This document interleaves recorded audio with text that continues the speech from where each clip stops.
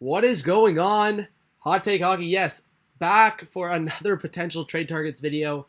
Trade deadlines coming up. All these videos are part of the process to talk about the teams that are going to be busy leading up to the trade deadline. Yeah, I might not make the video for all the teams. That is the goal.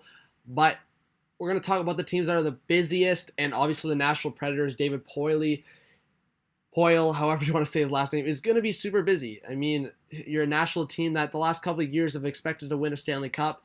They're going to be in the conversation again, so let's talk about it. Who do they need? What are they looking for? Well, they've already made two minor trades, one being obviously more minor than the other, acquiring Cody McLeod, reacquiring Cody McLeod from the Rangers in exchange for a 7th-round pick. I think not too many fans are excited about that, except for if he throws a couple fists once in a while. And then Brian Boyle, who I think is a big character builder, a big character addition to the locker room, and a big addition to your bottom six. I mean, he's had his issues, and his comeback's been really great. But he's not the same player, so we'll see what happens, but I think he's a great addition regardless.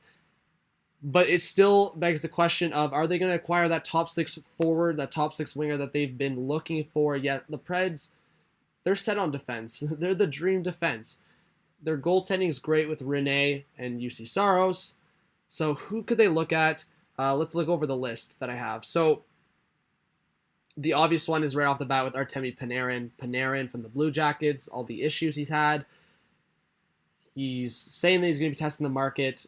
The Preds would have to give up a lot. We're going to talk about the pieces that they could be giving up in these trades for this top six winger. But Panarin's obviously definitely an option, the ideal option. Another one who his price might be higher than for what he's worth is a Michael Furlan from the Carolina Hurricanes.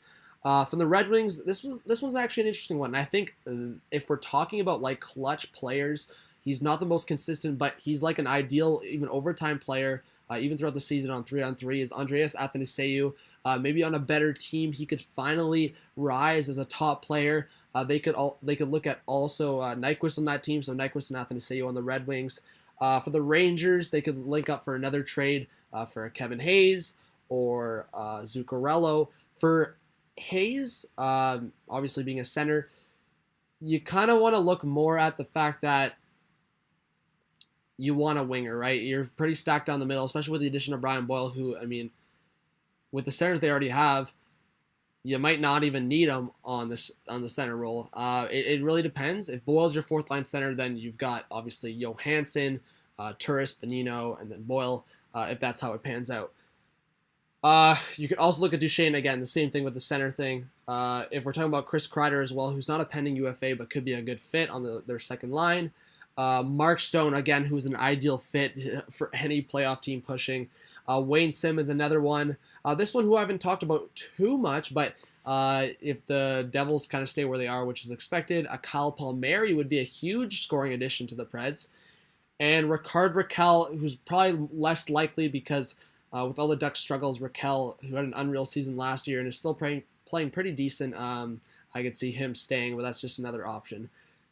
So those are the pieces I could see the Preds going after. I really like my favorites on this list. I really like Kyle Palmieri. I really like Andreas Athanasiou, and I really like a Chris Kreider or like a Gustav Nyquist. Anyone that can fit on like that second line, third line, who's pretty flexible in where they play.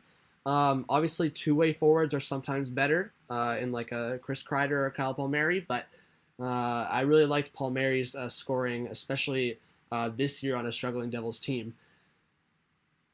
Who could they give up? Well, a first-round pick, we've talked about it. The Preds are one of the more likely teams to give their first-round pick up again. Tolvanen, who seemed like an untouchable prospect, is now a guy that he's been rumored to be tossed in some trade talks. So I don't think Poilie's going to hold back. I think Tolvanen could definitely be in there. And I don't know if they feel like his stock is as high as it used to be. Dante Fabro's another one. We've talked about other teams being after him. If he stays with Boston University, he might not ever sign that contract with Nashville, and that becomes an issue. Maybe you want to trade him now as a 20-year-old right-handed defenseman prospect. And then this was an interesting one. I've seen him in some trade rumors, and I've kind of been confused. I get where the upgrade can come, and I see where the stock is, and maybe you want to trade him because Nashville doesn't trust him. I don't know, but I've seen some trade rumors, which is kind of weird, on Kevin Fiala. Not sure if that's going to work out. Kevin Fiala is kind of bumped in and around that second and third line. He's been on the line with Kyle Turris and Craig Smith. I mean, Fiala's really young, right? So if you want a big, more experienced, if you want like a Mark Stone or a Panarin, then maybe Fiala has to be included in there, because we've talked about the price for Panarin and Stone. It's a roster player, it's a prospect, and it's a first-round pick. So if we're talking about roster players, Fiala might be in there. Not too sure. And I know a lot of people have given hate to Preds, kind of off topic on this, but it just came to my mind, Austin Watson. So that's another aspect of things, but we won't get into that on this video. But it'll be really interesting to see what the Preds do. Just a quick video to break down, but talking about who they might give up, who they might target, and I hope you enjoyed the video. Lots more content to come. Please subscribe to the channel, drop a like. Interesting stuff's going to be happening on this channel, and hopefully you'll be around to see it. This was John from Hot Take Hockey. Peace out.